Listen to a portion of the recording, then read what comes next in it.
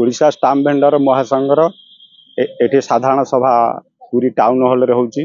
E stamp ऊपर आलोचना हबो। सरकार हमकु ई स्टाम्प समस्त ओडिशार समस्त भेंडर मानकु देइछंती।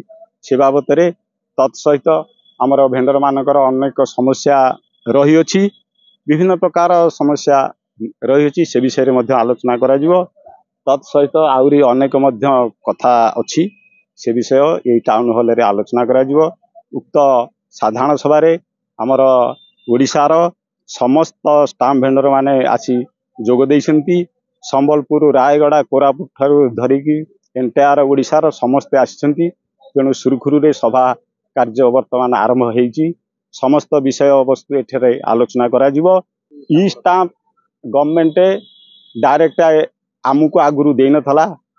आमे केस कासे करी तत्सहित सरकार संगे आलोचना करी डायरेक्ट सरकार आम स्टाम्प भेंडर मानकु देइछंती। सेही उपलक्षे आमे सरकार को स्वागत जनाउचु। स्टाम्प भेंडर को पई ई स्टाम्प रो समस्त सुविधा करंतु। तत्सहित भेंडर मानकर मध्य उपकार करंतु। आमर बहु संग्राम परे बहु लड़ाई परे हाईकोर्टंकर तत्वावधान रे आमर ई स्टाम्पटा हमको मिली। तेणु समस्त स्टाम्प भेंडर मानक डिजिटल सिस्टम रे जीवा पई सरकार जो आमको परमिशन मिली से आम आज डाकिचु समस्त सहित आलोचना करुचु।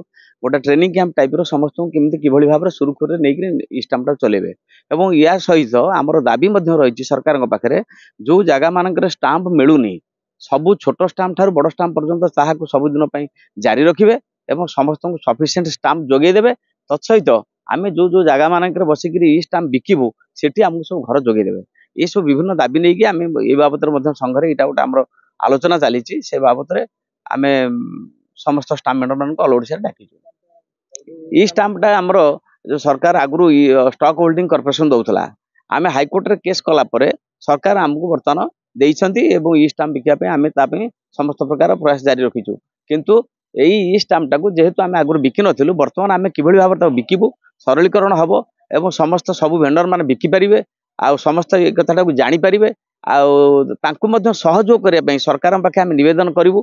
कारण गोटे डिजिटाइजेशन सिस्टम रे गोटे कंप्यूटर विभिन्न जिनस किणला बेलू गोटे पिलार सिस्टम 100 लाख टका दरकार। तेणु लाख टका आम गवर्नमेंट पाखे दाबी करूँ जे लाख टका बिना सुधर आमको दि जाऊ एवं कम पैसा किभली भाव में व्यवसाय करूँ से सरकार पाखे दाबी रखू आहरी सरलीकरण से करूँ।